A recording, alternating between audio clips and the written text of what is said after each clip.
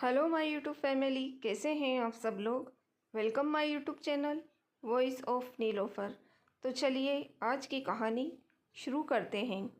बेटी का फ़र्ज़। राधिका टैक्सी से वृद्धा आश्रम जा रही थी।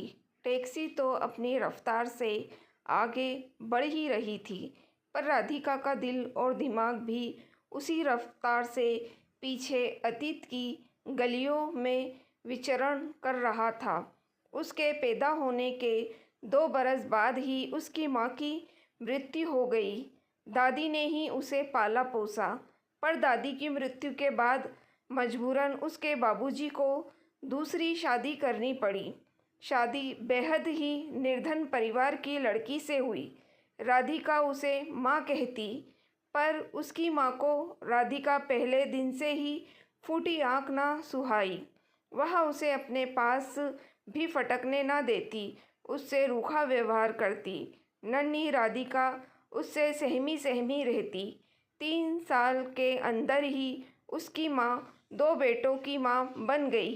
बेचारी राधिका को खेलने कूदने की उम्र में अपने दोनों भाइयों को संभालना पड़ता, अन्यथा उसको माँ की कटी फटकार सुननी पड़ती। सुबह नाश्ते में उसे रात की बासी रोटी और चाय मिलती और दोनों भाइयों को दूध। बच्ची ही तो थी बेचारी, कभी ललचाई हुई नज़रों से भाइयों को दूध पीते हुए देखती तो माँ क्रोध से माँ फूंकार उठाती और बोलती, देखो तो डायन को कैसे नज़र लगा रही है अपने भाइयों पर। सुबह उठकर वह बर्तन मांजती, घर का झाड़ू पोछा करके ही वो स्कूल जाती। शाम को स्कूल से लौटने के बाद फिर से कोल्हू के बैल की तरह काम में जुट जाती। माँ के हाथों थप्पड़ या तमाचा खाना तो रोज़ की बात हो गई थी। कभी खाने में नमक या मिर्च कम ज़्यादा हो जाए तो उस दिन मानो राधिका पर कयामत ही टूट पड़ती। 30 त्योहारों पर घर में सबके लिए नए वस्त्र आते, पर राधिका के लिए कुछ भी नहीं। राधिका कुछ बोलती इससे पहले ही माँ के अग्नय नेत्र देखकर वह सहम जाती। बाबूजी भी देखकर चुप्पी साध लेते ताकि कलह ना हो। डरी सहमी तिरस्कार और अपमानित राधिका अपने कमरे में जाकर खूब रोती। 10वीं पास करवाकर उसकी शादी एक निर्धन परिवार के लड़के से करवा दी। वो तो राधिका के चरण ही सौभाग्यशाली थे, जो उसके कदम पड़ते ही उसके पति का व्यवसाय चल निकला। माँ ने तो कभी उसे 30 त्योहारों पर नहीं बुलाया, बिन बुलावे के वहाँ कैसे जाती। दोनों भाइयों की शादी में भी वह सिर्फ 2 दिन के लिए ही मायके गई थी। राधिका अपने ससुराल में खुश थी, बेहद खुश।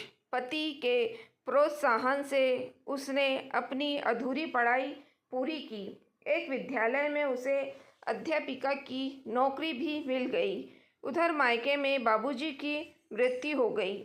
माँ के अत्यधिक लाड़ प्यार से बिगड़े दोनों भाइयों की ज़मीन शराब और जुए में स्वाहा हो गई। ये सुनकर राधिका बहुत ही दुखी हुई।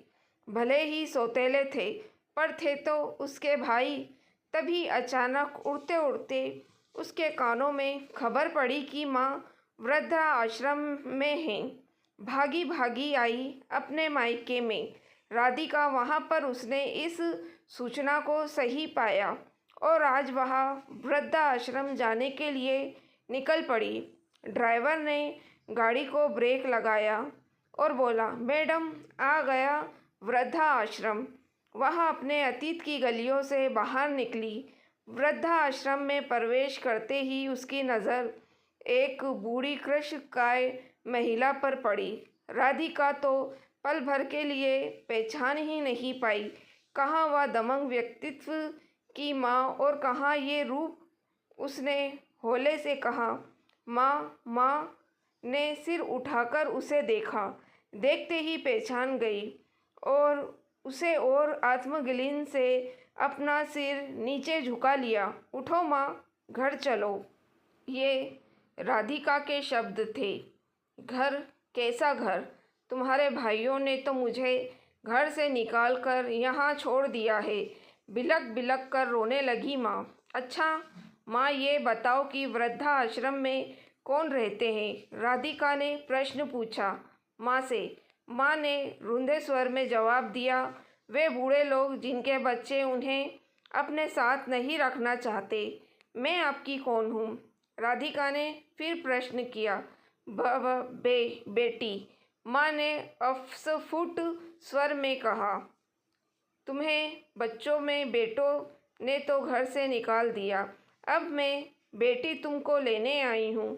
एक बेटी के रहते माँ वृद्धा आश्रम में रहे, ये तो गलत बात है ना? राधिका बिटिया, मुझे माफ़ कर दो। मैंने तुम्हें सौतेली बेटी मानकर तुम्हारे साथ इतने अत्याचार किए, इतना मारा पीटा, तुम्हारी ज़िंदगी को नरक बना दिया, फिर भी तुम मुझे अपने साथ ले जाने के लिए आई हो। मुझे माफ़ कर दो, मुझे माफ़ कर दो। फूट फूट कर रो रही माँ पुरानी बातें भूल जाओ, मेरे साथ मेरे घर चलो। मैं तुम पर कोई एहसान नहीं कर रही हूँ, मैं तो सिर्फ बेटी का कर्तव्य निभा रही हूँ। वापसी में टैक्सी में दो महिलाएं थीं।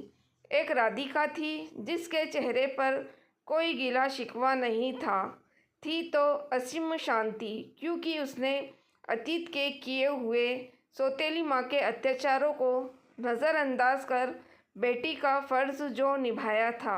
दूसरी थी माँ जो सिसकियाँ भर भर कर रो रही थी। उसके ये आंसू निश्चित तौर पर पछतावे के थे। तो दोस्तों, कैसी लगी आपको कहानी?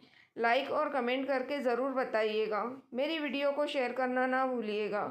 मेरे चैनल वॉइस ऑफ नीलोफर को भी सब्सक्राइब ज़रूर कीजिएगा। Thank you for watching.